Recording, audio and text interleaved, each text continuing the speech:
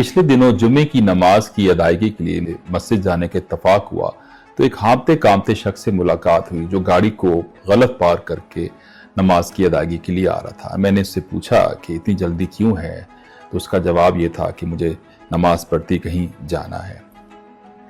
ये सोच में पड़ गया कि जुमे की नमाज जो एक हफ्ते के बाद आती है, कम से कम उसमें अल्लाह ताला ने ये चाहा होगा कि सिर्फ लोग उसकी इबादत के लिए ना आए, बल्कि लोग आपस में इंटरेक्ट करें, सोशलाइज हों, पता चले वो कौन शख्स है जो इस आज नहीं आया, हो सकता है वो बीमार हो। कभी कभी मुझे लगता है कि हमने अपनी मसाजिद को भरपूर तरीके से इस्तेमाल नहीं किया।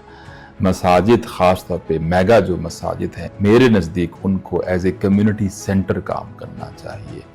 बड़ी मस्जिद के साथ मुंसलिक जो कमरे हों, उनके अंदर हमें चाहिए ड्राइंग्स की क्लास हो, ताकि हमारे बच्चे शौक़ से जाएं, अल्लाह से हम कलाम हों और उसके बाद जाके कुछ उसी जगह पे कुछ सीखें।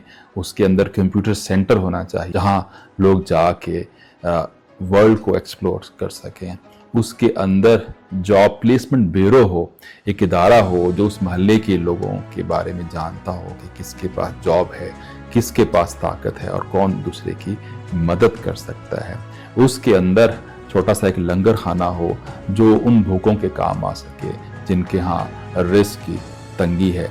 उसके अंदर छोटी सी डिस्पेंसरी होनी चाहिए ताकि महल्ले के लोग वहाँ जाके अपनी बीमारियों का इलाज करवा सकें। उसके अंदर हमारी खुशियों के भी काम हो, खाली हमारी परेशानी के काम ना हो। मस्जिद खाली इस काम के लिए इस्तेमाल नहीं होनी चाहिए कि यहाँ पे गुस्ले मैयत होगा। मस्जिद के अंदर हमें निकाह करने की जो सुन्नत है उसकी तरगीब देनी चाहिए, बल्कि उसके अंदर एक जगह, एक छोटा सा हॉल हो कि जिसमें लोगों को वलीमा दिया जा सके, उसमें खाना खिलाया जा सके।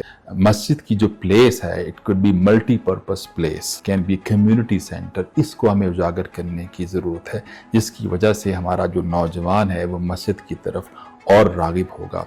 आई डोंट थिंक सो खुदा ने मस्जिद को सिर्फ़ और सिर्फ महदूद रखा है कि आप जाएं और इबादत करें। अगर ये बाजमात नमाज का तकाजा है, अगर ये बाजमात प्लेस है कि जिसमें लोगों को इनवाइट किया जाता है, वो इकट्ठे हों, तो ये कैसे मुमकिन है कि अल्लाह ने ये नहीं चाहा होगा कि लोग आपस में नमाज के बाद बातें भी करें, एक दूसरे को एक्सप्लोर करें, इंटरेक्ट करें और बहुत से जो हमारे माशरती मसाइल हैं उनको वहाँ हल किया जा सकता है।